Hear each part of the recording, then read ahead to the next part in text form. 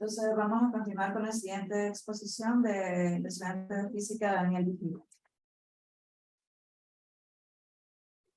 Daniel Vigil es un estudiante de física de cuarto año en la Universidad Nacional Autónoma de Honduras. Daniel es cofundador de la Asociación de Estudiantes Hondureños de Física y actualmente se desempeña como vicepresidente interino de la misma. Ha participado en la organización de eventos como el primer Congreso Iberoamericano de Física y 2 ediciones de la Semana de la Carrera de Física. Actualmente se desempeña como voluntario en la Red Interuniversitaria de Ciencias de Perú y como delegado nacional y columnista de la Asociación Internacional de Estudiantes de Física, además de trabajar como instructor de laboratorios de la Escuela de Física. Recientemente, Daniel asistió al taller anual de ondas gravitacionales organizado por los científicos de LIGO, Virgo y CARTA, lo que lo llevó a interesarse en compartir parte del conocimiento adquirido en esta charla divulgativa titulada Estimación de parámetros CBS mediante el análisis de ondas gravitacionales LIGO. Adelante. Okay, muchas gracias, Angie. Bien, yo estoy aquí para hablar un poquito acerca de, bueno, primeramente acerca de ondas gravitacionales, ¿no? Luego acerca de un poquito acerca de cómo se manejan los datos en lo que sería LIGO. Y luego, básicamente, cómo se buscan las ondas gravitacionales en los datos que se tienen. Y por último, cómo se estiman los parámetros de lo que serían las fuentes que producen estas ondas gravitacionales. Entonces, muy bien. Como contenido de la plática, bueno, como les decía, primero vamos a dar una breve introducción a lo que serían las CBCs para entender un poquito más del título. Luego voy a explicar un poco rápido acerca del acceso público de datos, luego la búsqueda de CBCs y por último la estimación de parámetros. ¿Okay? Entonces, comencemos por lo que serían las ondas gravitacionales como un preliminar, ¿no? Las ondas gravitacionales, básicamente, se aplicaron muy bien en lo que sería la plática que tuvo la doctora Gabriela. Y básicamente son deformaciones en la fábrica del espacio-tiempo, ¿no? Entonces, estas son causadas, por ejemplo, por objetos masivos, ¿no? Colapsando entre ellos. Pero no solamente, sino que también pueden ser causadas por cualquier objeto de que posea masa y que posea un momento cuadripolar, movimiento. Entonces, ya que sabemos más o menos de que las ondas gravitacionales son distorsiones en el tiempo, podemos entender los objetos compactos como objetos de que son muy densos, ¿ok? Como podríamos decir, estrellas de neutrones o agujeros negros, de que es como lo más común. Entonces, estos objetos se componen de masas solares de, digamos, 1.5 masas solares, o sea, son muy masivos y están ocupados en volúmenes muy pequeños. Entonces, para que se den una idea, por ejemplo, esto tiene un radio de 10 kilómetros, una estrella de neutrones, un diámetro de 20 kilómetros, que es más o menos la distancia de lado a lado del telescopio. Entonces, la idea es que son objetos muy masivos y muy densos. Entonces, eventualmente existen circunstancias en las que estos objetos se encuentran y comienzan a orbitarse entre sí, ¿no? Entonces, lo que pasa es, como se mira aquí en esta película hecha por LIGO, de que comienzan a girar y a medida de que van girando comienzan a perder su energía gravitatoria, su energía orbital, y la emanan en forma de ondas gravitacionales, ¿no? Entonces no se mira muy bien ahí, pero pues la idea es que estos comienzan a acelerar su movimiento y al final terminan condensándose en lo que sería un solo agujero negro, y en el proceso comienzan a emitir cantidades enormes de radiación gravitatoria. Entonces, matemáticamente hablando, ¿okay? Cabe mencionar de que las ondas gravitacionales básicamente son unas disturbancias en una métrica de espacio plano, de espacio-tiempo plano, ¿no? Entonces lo que tendríamos aquí sería una métrica que describe pues la onda en el espacio, y luego es la suma de una métrica de espacio-tiempo plano, como Minkowski, y esta disturbancia, ¿no? De que si nosotros lo expresamos en la forma de un gauge, tendría que ser un gauge transversal sin trazas. Esto significa que si nosotros decidimos un sistema de coordenadas de manera de que la dirección que viajan las ondas es perpendicular a un plano, ¿no?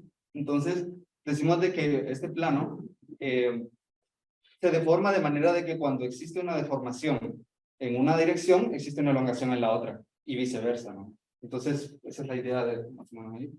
Ahora, La idea clave aquí es que si nosotros utilizamos luz para crear un experimento, la luz tiene un intervalo de espacio-tiempo de ds igual a 0, y esto, trabajando en la matemática, nos tendría que tener una relación de que nos dice de que existe una variación del tiempo que se traduce como una variación de distancia, y pues luego si seguimos desarrollando encontramos esto, que sería básicamente una relación de deformación de que es bastante conveniente, ¿no? Porque pues esto básicamente puede ser, esa H más puede ser medida en interferómetros modificados de Michelson, que es el interferómetro, por ejemplo, de LIGO, ¿no? Que esta es una versión muy simplificada, creo que la matemática de la doctora Gabriela se explica un poco más acerca de la complejidad de estos interferómetros. Entonces, es muy conveniente porque esa variación de distancia se puede medir en estos detectores, ¿no? Entonces, ya tenemos de que existen estos eventos, ¿no? Afuera de que son las CBCs, y que básicamente nuestros detectores son capaces de captarlas y se traducen en forma de unos datos de deformación, ¿no? De straight error. Entonces, ¿cómo sabemos qué parte de esos datos son datos de que han sido provocados por las ondas gravitacionales? Muy bien. La respuesta es que mediante simulaciones de relatividad numérica nosotros sabemos más o menos cómo lucen la forma de onda que deberían de tener estos eventos, ¿no? Y está compuesto básicamente por 3 fases, lo que sería la parte del spiral cuando están orbitando, ¿no? La fusión y el establecimiento. El establecimiento es cuando ya se queda un solo agujero negro y ya deja de emitir lo que serían ondas gravitacionales, ¿no? Entonces, como ya sabemos que cómo lucen, ¿no? Empezaron a buscar las ondas en los datos de los detectores y eventualmente en 2016 se anunció se anunció el descubrimiento de lo que sería un evento de ondas gravitacionales provocada por 2 agujeros negros, ¿no? Por primera vez. Entonces, luego de eso, pues las detecciones se han acelerado y pues ya tenemos 3 observing runs, donde tenemos muchos datos de colisiones y ya estamos haciendo más o menos un mapa de cómo se ven esas colisiones, ¿no? en el espacio. Y pues esto es como dicen a veces el boom del momento, ¿no? Porque pues mediante las ondas gravitacionales podemos hacer un montón de física nueva, ¿no? Podemos probar relatividad, podemos incluso buscar nuevas partículas y otro montón de cuestiones, ¿no? Y pues así rápido explicar de que LIGO, pues básicamente tiene datos abiertos a todo el público, entonces ha creado algo llamado el Centro de Datos Abiertos de Ondas Gravitacionales, ¿no? Y pues en este centro básicamente nosotros podemos encontrar datos de los eventos de que ya han pasado, ¿no? Y de que se han liberado, y son datos, ahí se puede ver lo que sería la estimación de parámetros, ¿no? De las fuentes. Y pues en cada uno de ellos podemos ver bastante información que podemos acceder mediante el portal o mediante una librería, ¿no? Que podemos instalar y ahí podemos pues hacer muchas cosas de que pues no voy a explicar por cuestiones de tiempo. Y pues la idea es que existen muchas librerías y herramientas para trabajar bueno, datos de ondas gravitacionales, ¿no? Entonces están las comunes, ¿no? Que ya nosotros conocemos, NumPy, SciPy, y están ciertas librerías dedicadas, ¿no? De que pues son bastante útiles, entonces no hay razón por la que podamos limitarnos del estudio de estas zonas. Y pues voy a explicar un poco acerca de la búsqueda de CBC porque esta parte es bien interesante. Y es que una vez resueltos todos estos problemas relacionados con la sensibilidad de los detectores y con la calidad de datos, nosotros tenemos los datos de deformación, pero estos datos no se miran bien. Solamente es una cantidad increíble de ruido y adentro están incrustados lo que serían los datos de ondas gravitacionales, ¿no? Entonces, no solamente tenemos que preocuparnos por el hecho de que están hundidas en ruido, sino porque también varían dependiendo de los parámetros y de las fuentes que originan estas ondas gravitacionales. Por ejemplo, ahí arriba podemos ver un dato incrustado provocado por una coalescencia de 2 estrellas de neutrones. Entonces podemos ver que es un poco más largo y un poco menor en amplitud. Y abajo vemos la de un agujero negro, ¿no? Que es un poco más corta.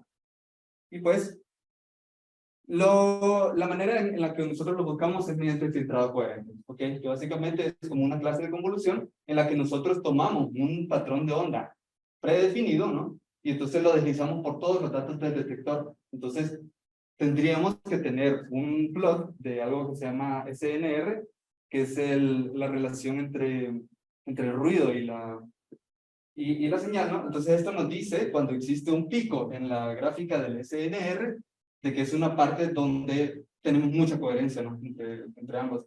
Y usualmente los eventos tienen una cantidad grande de SNR, y entonces lo podemos distinguir muy bien.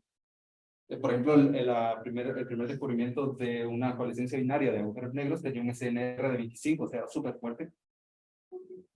Y entonces, básicamente, el problema está en crear esas patrones de onda que nosotros deslizamos por encima de los datos, porque varía por muchos parámetros. Es diferente si los dos objetos tienen diferentes masas, son más masivos, las direcciones a las que están girando, las distancias a las que están, todo eso varía la forma de esa onda, y por si no fuese suficiente, qué forma tienen los objetos. Entonces, para generar eso, pues lo que decía es una cantidad de parámetros bastante grande y usualmente, bueno, se suele restringir porque existen ciertas condiciones que se cumplen de que limitan lo que sería el espacio de parámetros, pero aún así es una tarea enorme. Y aparte tienen muchos retos, como por ejemplo los errores o los glitches, ¿no? Estas son ejemplos de errores, ¿no? Esto de ahí es lo que nosotros llamamos blip, esto es lo que llamamos whisper. Estas imágenes, de hecho, fueron tomadas de un proyecto llamado Gravity Spy, de que pues pueden tener a cualquier persona ahí tratando de seleccionar lo que sería los errores, ¿no? Y clasificarlos. Y pues estas fallas instrumentales a veces ocurren en circunstancias bastante malas. Por ejemplo, aquí en esta detección, de que creo que es la detección que fue la primera detección de una coalescencia binaria de estrellas de neutrones, hubo un error instrumental, ¿no? Entonces, lo que hacemos es hacer algo llamado gating, de que es modificar pues, lo que sería el espectrograma para eliminar estas partes de. Y pues, finalmente paso a lo que sería la estimación de parámetros, ¿no?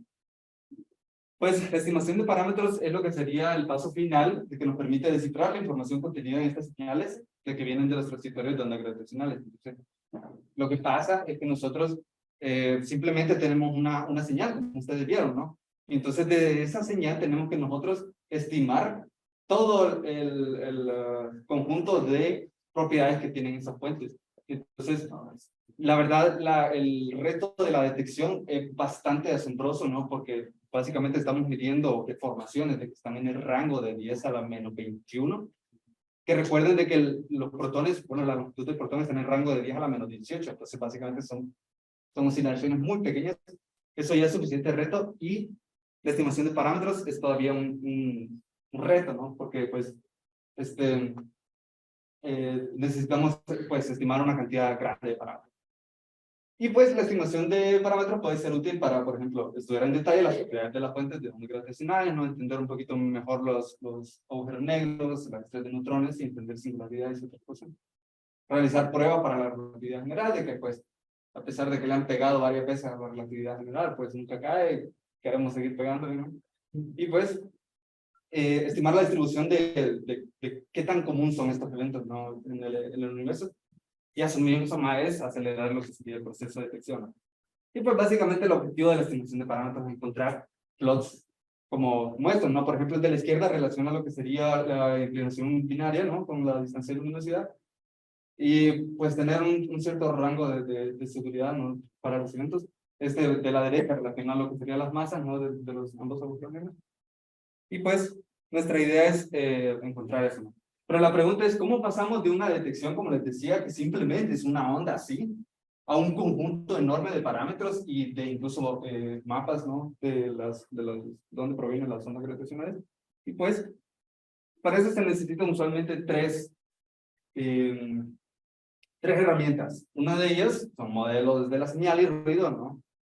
Tener muy bien monitoreado lo que sería el ruido en los detectores y tener modelos correctos de las señales. Luego el teorema de Bayes, que pues nosotros lo aprendimos en el colegio o probablemente en la universidad, ¿no? De que es un teorema bastante simple. Y lo que se llaman muestreadores estocásticos, entonces eso lo voy a explicar un poco después. Pero pues comenzamos con la señal.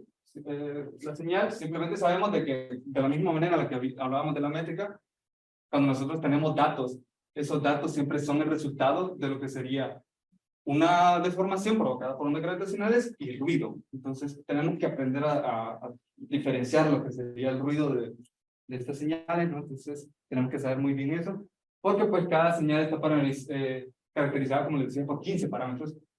Y estas son propiedades intrínsecas y extrínsecas, ¿no? Por ejemplo, ahí tenemos lo que sería la deformación de que nos provocamos, y está dada como una suma sobre todas las polarizaciones, ¿no? De lo que sería, esto es una, pues la onda en función de lo que sería el conjunto de parámetros, y aparte está modulada por la localización del cielo y la distancia de luminosidad, ángulo de propagación, y otras. Y pues, cuando nosotros tenemos que preocuparnos por el ruido, realmente es un dolor de cabeza, y a mí me hubiese gustado explicar lo que sería cómo se trabaja para tener esa precisión en los detectores, ¿no? Pero, de nuevo, porque se necesita tiempo. Pero básicamente tenemos lo que serían estos diagramas que se llaman PSD, ¿no? Y que aquí nosotros estamos monitoreando, este está constantemente cambiando y estamos monitoreando el ruido proveniente de diferentes cosas, ¿no? Usualmente se detectan por ruido sísmico, ruido térmico, ruido de disparo de fotones, y entonces siempre se busca tener la frecuencia a la que hay menos ruido, que usualmente está como por los 300 Hz, entonces se calibran los detectores de manera de que los ubicamos en la parte donde hay menos interferencia, ¿no? Y pues hablando del teorema de Bayes, tenemos que si nosotros modificamos un poco la notación, ¿no? Para pues, explicar de que ya sabemos de que el teorema de Bayes es como la probabilidad de que, digamos, en este caso, tengamos este conjunto de parámetros teniendo lo que sería estos datos, ¿no? Podemos modificar el teorema de Bayes de manera de que nosotros lo podamos expresar como esto, ¿okay? Aparte, algo interesante es que estas de aquí ya no son probabilidades, sino que ahora son distribuciones de probabilidad. Entonces, la manera en la que esto se ve es, bueno, básicamente de que estamos multiplicando distribuciones de probabilidades para encontrar lo que sería una distribución que se llama la distribución posterior, que nos interesa. Y pues, el teorema de Bayes adaptado para este proceso, ¿no? Se compone por lo que sería la distribución posterior, que es lo que nosotros necesitamos, que eran esos plots, likelihood, prior y la evidencia, que cada uno tiene su propio entendimiento, ¿no? La likelihood caracteriza lo que sería el ruido, ¿no? Es el resultado de sustraer las señales de ruido. La prior, pues, tiene que ver con lo que sería lo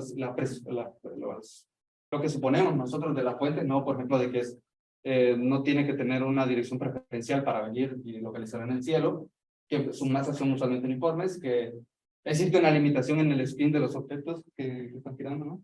Una limitación física.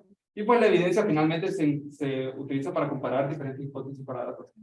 Este proceso es un proceso de que permite que a medida de que van surgiendo diferentes resultados, se va actualizando, ¿no? Y entonces, esto por lo que utilizamos el teorema de Bayes, porque a medida de que nosotros originamos nueva información, se va despertando esto. Pero pues el problema radica en cómo trabajar con distribuciones pobladas de tantos parámetros y buscar un método eficiente para estimar esa distribución final que nosotros buscamos. Y pues una de las respuestas es los muestreadores estocásticos. Y pues básicamente esto lo que hace es que pobla un espacio de priors, ¿no? Con lo que sería números random y luego hace iteraciones para ver qué pasos maximizan la probabilidad de que exista ese conjunto de parámetros. Y así pues va realizando esto y al final termina con lo que sería un conjunto de parámetros. Nosotros ahí podemos ver, esto es una captura de ya un evento en lo que sería WOSC, que dice básicamente lo que sería la masa final, el spin final, ¿no? Del agujero negro, de que ya queda, las masas iniciales, la energía, la localización en el cielo y otras, ¿no? Y pues al final tenemos lo que serían plots que están dados así, ¿no? Con regiones de probabilidad de cómo se comportan esos parámetros, ¿no? Cómo se relacionan. Entonces, como ven, es no solamente la idea de detectar ondas gravitacionales, es una idea bastante bastante difícil de imaginar, sino también el hecho de que de una simple señal, de un simple patrón de onda, podemos estimar toda esta cantidad de parámetros, ¿no? Entonces, como futuros avances podríamos ver de que necesitamos buscar métodos un poco más eficientes para tratar esta cantidad de espacios multiparamétricos, ¿no? Y una de las propuestas es pues introducir lo que sería métodos de machine learning y deep learning en el tratamiento de ondas gravitacionales. Entonces, pues si se me da la oportunidad, esto es lo que voy a estar haciendo de aquí en adelante. Pues estas son algunas de las referencias que utilicé para la elaboración de esta presentación. Y pues sin más, quedo abierto para preguntas.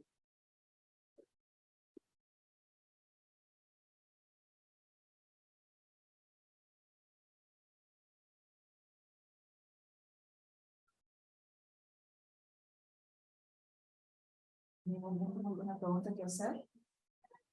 Pueden levantar la mano o simplemente pueden activar sus micrófonos y preguntar.